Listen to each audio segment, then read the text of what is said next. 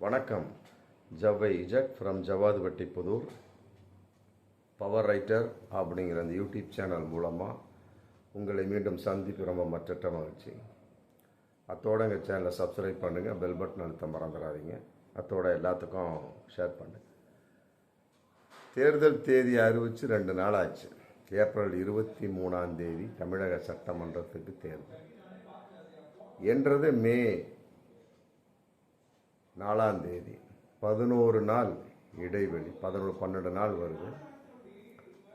அதற்குள்ள எப்படியெல்லாம் அதை பாதுகாக்க வேண்டும் அப்படிங்கிறது அரசுகளின் கடமை. மக்களுடைய ஓட்டு யாருக்கு யார் எவ்வாறு ஓட்டளித்தார்கள் என்பதையெல்லாம் விட அதை திருடுவதற்கென்றே ஒரு கூட்டம் காத்து கொண்டிருக்கும். அதன் அடிப்படையில் இருக்கக்கூடிய கட்சிகளில் குறிப்பாக திமுக அப்படி கண்ணில் விளக்கெண்ணையை போட்டு உட்காந்துருப்பாங்க. அதிமுக பாஜக சொல்ல வேண்டிய அவசியம் இல்லை. பாஜகவை பொறுத்த வரைக்கும் மிஷனிலே குளறுபடி பண்ணக்கூடிய ஒரு கட்சி அப்படிங்கிற பெயர் வாங்கிய ஒரு கட்சி. அவர்களுடைய ஒரு தரிகடுதம் எல்லாம் வட இந்தியாவில் ஈடுபடும், தமிழகத்தில் ஈடுபடாது அப்படிங்கிற மிகப்பெரிய ஒரு தகவல் பார்ப்போம். என்றாலும் இன்னைக்கு வரைக்கும் தொகுதி பங்கீடு சம்பந்தப்பட்ட வகையில் அதிமுக இன்னும் தயாராக இறங்கவில்லை அப்படிங்கிறது இன்னைக்கு மிகப்பெரிய ஒரு கூடுதலான ஒரு தகவலாக போயிட்டுருக்கு. திமுக ஏகதேசம் ஒரு 75% முடிச்சிட்டாங்க. மற்ற தாவேகாவை பொறுத்த வரைக்கும் தனிப்பட்ட ஒரு கட்சி. சசிகலா அம்மையார், ராமதாஸ் பாமக இணையலாம் அப்படிங்கிற ஒரு வாய்ப்பு. இந்த பக்கம் பார்க்கக்கூடிய சமயத்தில் அதிமுக பாஜக எல்லா கட்சியும் சின்ன சின்ன சில்லறைத்தனமான ஒரு கட்சி, உதிரியான ஒரு கட்சி எல்லாம் வந்துடுறாங்க. அதில் மெயின் அதிமுக, அடுத்ததாக சொல்லக்கூடியது பாஜக. மற்றபடி வேறு எந்த கட்சியும் இல்லை. அன்புமணி பாமகவை பொறுத்த வரைக்கும் 2ஆக பிரிந்த கட்சி, அதனால் டக்குன்னெலாம் சொல்ல முடியாது. இதன் அடிப்படையில் நாங்கள் கொடுக்கக்கூடிய தொகுதியை நீங்கள் வாங்கிக்கிங்க அப்படிங்கிறது இன்னும் எடப்பாடியுடைய கூக்குரலாக இருந்து கொண்டிருக்கு. நாங்கள் கொடுக்கக்கூடிய தொகுதியை நீங்கள் வாங்கிக்கிங்க அப்படின்னு எடப்பாடி சொல்லிவிட்டார். ஆனால் பாஜக சொல்கிறாங்க, எங்களுக்கு மட்டும் நாங்கள் கேட்குற தொகுதியை கொடுத்துருங்க, கூட்டணி கட்சிகளுக்கு நீங்களாக பார்த்து கொடுத்துருங்க. இதுதான் இன்னைக்கு முரண்பாடான விஷயமா போயிட்டு இருக்கு. அதிமுக பாஜக தொகுதி பங்கீடு இன்னும் ஆரம்பமாகாத நிலையில் இருக்கக்கூடிய பிரமுகருக்குள்ள ஏகப்பட்ட புகைச்சல். கூட்டணி சேர்ந்தாங்க இல்லையா, பிஎம்கே அன்புமணி, மற்றபடி ஜிகேவி, டிடிவி எல்லாம் கடும் அதிருப்தியில் இருந்து கொண்டிருக்கிறார்கள். ஏன்னா தேதி அறிவிச்சாச்சு. ஆமாம், இன்னும் என்ன இருக்குது, இந்த 30 ஸ்டார்ட் ஆயிரும், அப்புறம் வாபஸ்லாம் 7, அப்புறம் 9 இந்த மாதிரி பலவிதமாக டேட்டு டக்குன்னு மறுபரிசீலனை டேட்லாம் அறிவிச்சிட்டாங்க. குளறுபடி இழுவைன்னு ஒரு விஷயம் இருக்கு இல்லையா, அந்த கால அளவுகள் நீடிக்கக்கூடிய சமயத்தில் கட்டாயமாக அதில் பல கட்சிகள் தப்பித்து சென்று விடலாம். ஆனால் அதிமுக பாஜகவை பொறுத்தவரைக்கும் இன்னும் இழுவையாக இருந்து கொண்டிருக்கிறது. எடப்பாடியை பொறுத்தவரை யோசிக்கிறார், என்னடா அது இத்தனை கூட்டணி, இத்தனை கட்சிகளை கூட்டணிக்கு சேர்த்தோம், பலமாக இருக்கும் என்று எதிர்பார்த்தோம், ஆனால் அது மிகப்பெரிய ஒரு பலவீனமாக ஆகிவிட்டது அப்படிங்கிற மிகப்பெரிய ஒரு கூக்குரல். அதில் குறிப்பாக டிடிவி ஏன் சேர்த்தோம் அப்படிங்கிறது அவர் சேர்க்கல, பாஜக தான் சேர்த்தாங்க. சேர்த்து இணைச்சி விட்டார் அமித்ஷா. இன்னைக்கு எடப்பாடி மாட்டிக்கிட்டு முழிச்சுட்டு இருக்கிறார். ஏகப்பட்ட இடங்கள்ல அமமுகவுக்கும் அதிமுகவுக்கும் லடாய். ஆமாம், அமமுக வேட்பாளரை நிறுத்தினீங்கன்னா நாங்கள் வேலை செய்ய மாட்டோம். அதிமுக வேட்பாளர் நிறுத்தினீங்கன்னா அமமுக நாங்கள் வேலை செய்ய மாட்டோம். ஆமாம், இதையெல்லாம் விட 2 பேர் நிறுத்தினீங்கன்னா பாஜக நாங்கள் வேலை செய்ய மாட்டோம். இப்படி இழுத்துக்கிட்டே போகுது. இன்னும் சில இடங்களில் பாமக அன்புமணி, குறிப்பிட்டு சொல்லக்கூடிய சில தொகுதிகள்லாம் இருக்குது. அவங்க விருத்தாச்சலத்தை கேட்குறாங்க, அப்புறம் இன்னும் சில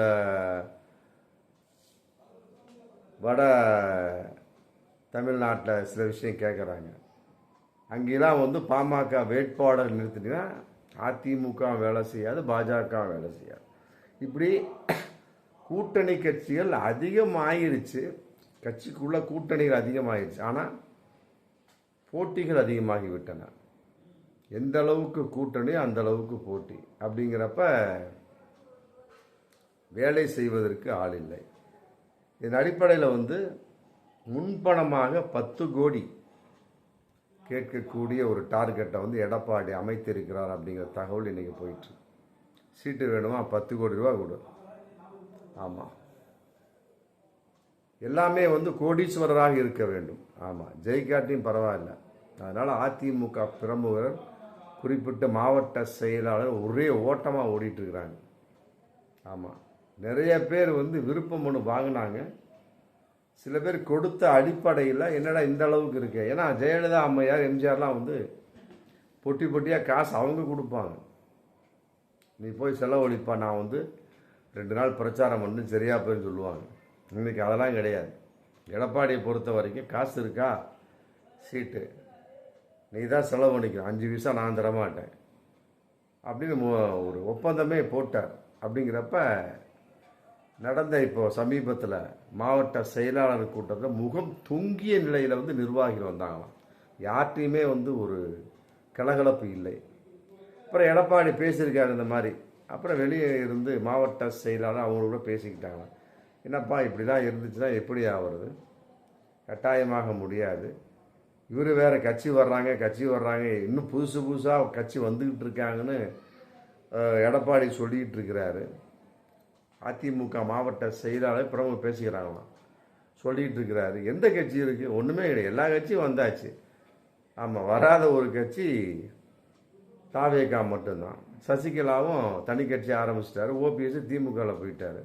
இன்னும் என்ன கட்சி இருக்குது? ஒன்றுமே கிடையாது. இவர் சும்மாவாது இன்னும் நிறையா கட்சி வருது, இன்னும் நிறையா கட்சி வருது சொல்லிக்கிட்டு இருக்கிறாரு, நம்மளை ஏமாற்றிக்கிட்டு இருக்கிறாரு அப்படின்னு இன்னைக்கு வந்து அதிமுக பிரமுகர்கள் விழிப்புணர்வு அடைந்ததாகவும் தகவல் இன்னைக்கு போயிட்டுருக்கு. இப்படி ஒரு சூழல். ஆனால் தாவேகாவை பொறுத்த வரைக்கும் புஷி ஆனந்துட்ட பல மாவட்ட செயலாளர்கள், தாவேகா மாவட்ட செயலாளர் சொல்லியிருக்காங்களாம், அண்ணே நம்ம தனித்து நிற்கக்கூடிய ஒரு சூழல் இருந்தாலுமே கட்டாயமாக ஒரு சீட்டு கூட வராது. சீமான் எப்படி அதே மாதிரி தான் நம்மளும். அதனால் வந்து கூட்டணிங்கிற கான்செப்ட் ஓகே. அதில் குறிப்பாக வந்து அதிமுகவோடு எப்படியாவது கூட்டணி வச்சிடலாம். வச்சுட்டா அப்படின்னம்னா ஏதோ ஒரு 5 சீட்டாவது 10 சீட்டாவது ஜெயிக்க வாய்ப்பு இருக்குது. சிங்கிளாக நிற்பது பெரிது கிடையாது, ஆனால் கட்டாயமாக ஜெயிக்க முடியாது அப்படின்னு புஷி ஆனந்துட்ட தாவேகா நிர்வாகிகள் சொன்னதாக இன்னைக்கு மிகப்பெரிய வைரலாக தகவல் போயிட்டுருக்கு. அதுக்கு புஷி ஆனந்த் சொன்னாங்க, சரிப்பா நான் வந்து தலைவர்கிட்ட விஜய்கிட்ட சொல்கிறேன் அப்படின்னு போட்டு சொன்னாராம்.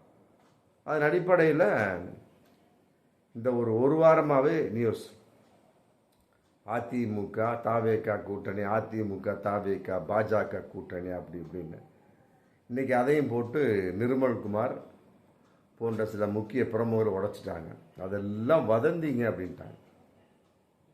ஆமாம், அப்படிங்கிறப்ப அதிமுக தாவேகா கூட்டணி ஏற்படுமா அப்படிங்கிற சந்தேகம் மீண்டும். முதல்ல வந்து கொடி பறக்குதுன்னாரு. ஆமாம், கொடி பறக்குதப்பா, நல்ல நேரம் பிறந்துருச்சு என்ன அப்படின்னாரு. அப்புறம் அதோட ஊற்றி மூடினாங்க. தாவேகா அதிமுகவுக்கும் பயங்கரமான சண்டை என்பதெல்லாம் விட ஒரு சர்வே ஆமாம் சொல்லிச்சு. எடப்பாடி மறைமுகமாக சர்வே எடுத்தப்ப அந்த சர்வேல முடிவு சொல்லிட்டாங்க, நீங்கள் தாவேகாவோட சேர்ந்தீங்கன்னா உங்கள் கட்சிக்கு கெட்ட பேர் ஏற்பட்டுரும் அப்படின்னா. இப்போ வந்து வழுக்கிற அதிமுகவை தாவேகாவோடு கூட்டணி சேர வேணும் அப்படின்னு ஆசைப்படுறாங்க, ஆவலாக இருக்கிறார்கள். காரணம் என்னன்னா, எதிர்பார்த்த அளவுக்கு வரல. அன்புமணி ராமதாஸை சேர்த்தவங்க பிஎம்கே அன்புமணியை சேர்த்தவங்க கூட்டணி ராமதாஸை சேர்க்க முடியல எடப்பாடியோட. அதே நேரத்தில் மிகப்பெரிய கட்சி தேமுதிக டுபுக்குன்னு விட்டுட்டாங்க.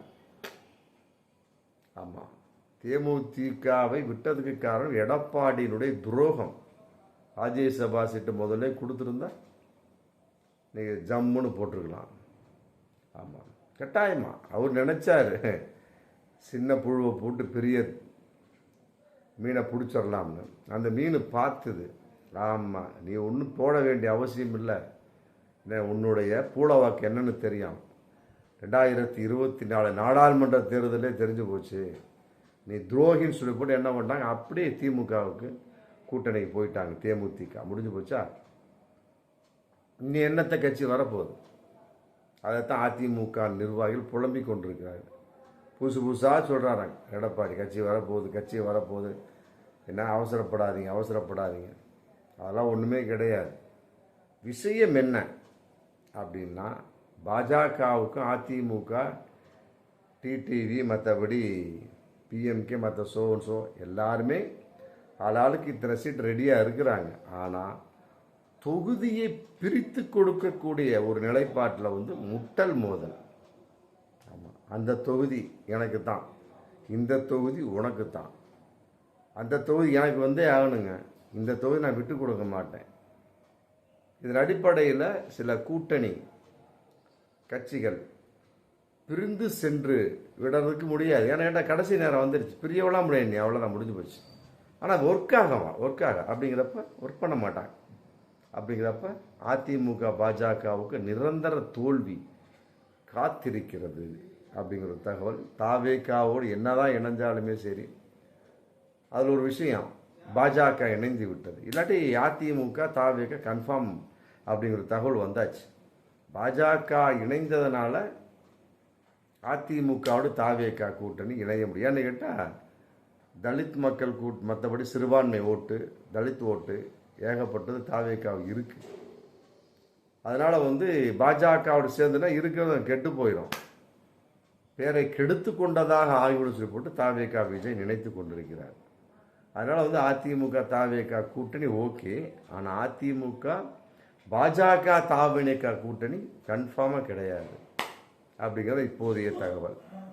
பார்ப்போம், கட்சிகள் எல்லாம் என்னதான் இந்தியெல்லாம் எந்த கட்சியும் பிச்சுக்கவெல்லாம் முடியாது, அங்கே யாரும் ஒன்றுமே கிடையாது, எல்லாம் பிரிச்சாச்சு. திமுக கம்ப்ளீட், ஆமாம் டோரை க்ளோஸ் பண்ணியாச்சு. அதிமுக பாஜகவுக்குள்ள முட்டல் மோதல் சண்டை. அந்த தொகுதி எனக்கு தான், இந்த தொகுதி எனக்கு தான், இதான் விஷயம், வேற ஒன்றும் கிடையாது. ஏன் புருஷன் தான் எனக்கு மட்டும்தாங்கிற மாதிரி, அந்த தொகுதி எனக்கு மட்டும்தான் அப்படிங்கிற பிரச்சனை தான் இன்னைக்கு எடப்பாடியை முக்கி முனகிட்டு தில்லு முள்ளா அப்படியே ஒருன்னு இஞ்சி தண்டா குரங்கு மாதிரி உட்காந்துருக்கிறார். பார்ப்போம், என்னதான் இருந்தாலும் பிரித்து தான் ஆகணும். நான் அந்த பிரிவில் கட்டாயமாக மிகப்பெரிய ஒரு முரண்பாடுகள் வரும். அந்த முரண்பாடுகளே அதிமுக பாஜக தோல்விக்கு காரணமாக அமையும் அப்படிங்கிறத இன்றைய சூழல் நடந்து கொண்டிருக்கிற அரசியல் விஷயமாக இருந்து கொண்டிருக்கிறது. பார்ப்போம் மீண்டும் அடுத்த வீடியோ. நன்றி.